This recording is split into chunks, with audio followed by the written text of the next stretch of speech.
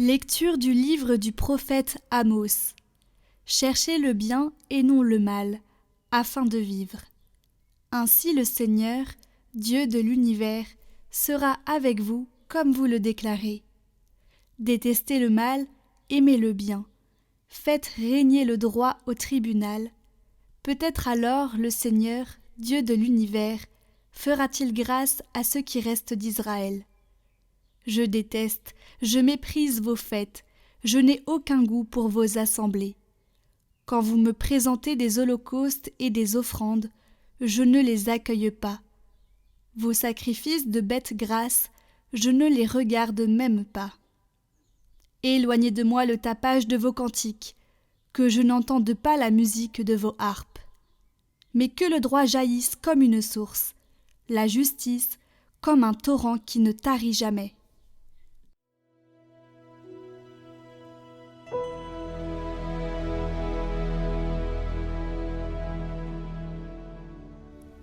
À celui qui veille sur sa conduite, je ferai voir le salut de Dieu. Écoute, mon peuple, je parle. Israël, je te prends à témoin. Moi, Dieu, je suis ton Dieu. Je ne t'accuse pas pour tes sacrifices, tes holocaustes sont toujours devant moi. Je ne prendrai pas un seul taureau de ton domaine, pas un bélier de tes enclos. Tout le gibier des forêts m'appartient, et le bétail des hauts pâturages. Je connais tous les oiseaux des montagnes, les bêtes des champs sont à moi. Si j'ai faim, irai-je te le dire, le monde et sa richesse m'appartiennent. Vais-je manger la chair des taureaux et boire le sang des béliers? Qu'as-tu à réciter mes lois, à garder mon alliance à la bouche, toi qui n'aimes pas les reproches et rejettes loin de toi mes paroles?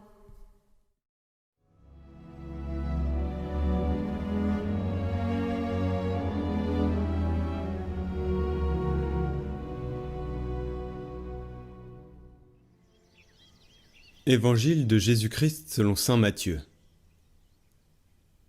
En ce temps-là, comme Jésus arrivait sur l'autre rive, dans le pays des Gadaréniens, 2 possédés sortirent d'entre les tombes à sa rencontre. Ils étaient si agressifs que personne ne pouvait passer par ce chemin. Et voilà qu'ils se mirent à crier : « Que nous veux-tu, Fils de Dieu ? Es-tu venu pour nous tourmenter avant le moment fixé ? » Or, il y avait au loin un grand troupeau de porcs qui cherchait sa nourriture. Les démons suppliaient Jésus : « Si tu nous expulses, envoie-nous dans le troupeau de porcs. » Il leur répondit : « Allez. » Ils sortirent et ils s'en allèrent dans les porcs. Et voilà que, du haut de la falaise, tout le troupeau se précipita dans la mer, et les porcs moururent dans les flots. Les gardiens prirent la fuite et s'en allèrent dans la ville annoncer tout cela, et en particulier ce qui était arrivé aux possédés. Et voilà que toute la ville sortit à la rencontre de Jésus, et lorsqu'ils le virent, les gens le supplièrent de partir de leur territoire.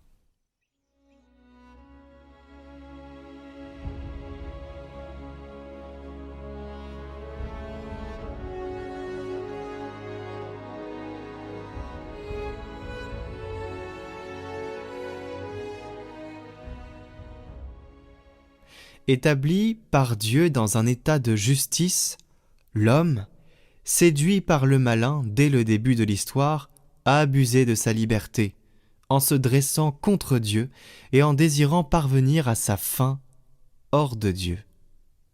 Ayant connu Dieu, ils ne lui ont pas rendu gloire comme à un Dieu, mais leur cœur inintelligent s'est enténébré, et ils ont servi la créature de préférence au Créateur. Ce que la révélation divine nous découvre ainsi, notre propre expérience le confirme. Car l'homme, s'il regarde au-dedans de son cœur, se découvre enclin aussi au mal, submergé par de multiples maux qui ne peuvent provenir de son Créateur, qui est bon.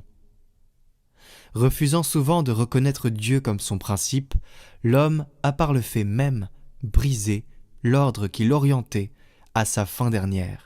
Et en même temps, il a rompu toute harmonie soit par rapport à lui-même, soit par rapport aux autres hommes et à toute la création. C'est donc en lui-même que l'homme est divisé. Voici que toute la vie des hommes, individuelle et collective, se manifeste comme une lutte, combien dramatique, entre le bien et le mal, entre la lumière et les ténèbres. Bien plus, voici que l'homme se découvre incapable par lui-même de vaincre effectivement les assauts du mal, et ainsi chacun se sent comme chargé de chaînes. Mais le Seigneur en personne est venu pour restaurer l'homme dans sa liberté, et sa force le rénovant intérieurement et jetant dehors le prince de ce monde qui le retenait dans l'esclavage du péché. Quant au péché, il amoindrit l'homme lui-même en l'empêchant d'atteindre sa plénitude. Dans la lumière de cette révélation, la sublimité de la vocation humaine, comme la profonde misère de l'homme, dont tous font l'expérience, trouve leur signification ultime.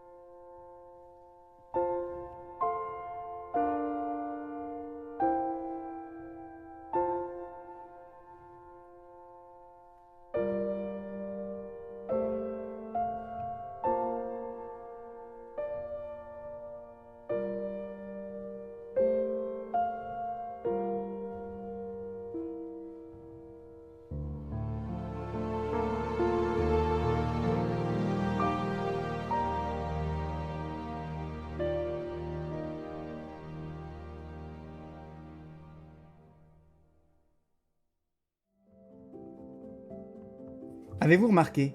Pendant les vacances, on a enfin du temps, et pourtant c'est souvent là qu'on prie le moins. Pourquoi? Et si cet été devenait au contraire l'occasion de se rapprocher du Seigneur? Bonjour, je suis l'abbé Paul Roy, prêtre de la Fraternité Saint-Pierre, en mission dans le sud-ouest de la France.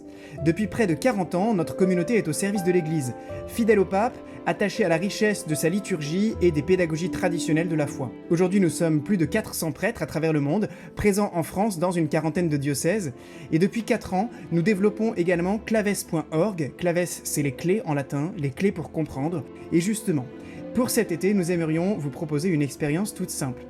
Les vacances sont souvent le moment où le rythme se ralentit, où nous avons davantage de temps. Et pourtant, c'est aussi la période où la prière devient souvent plus difficile. Qui n'en a pas fait l'expérience? Comme si au moment même où nous retrouvons du temps, Dieu risquait de passer au second plan. Or, c'est précisément pendant les vacances, pendant l'été, que nous avons besoin de rester proches du Seigneur pour vivre un vrai repos, une vraie détente, pour aimer aussi davantage et mieux nos proches et pour laisser Jésus venir régénérer notre cœur, reprendre de vraies forces spirituelles. C'est pourquoi nous vous proposons une retraite d'été, mais une retraite légère, transportable, facile à vivre, avec Saint Alphonse de Liguori.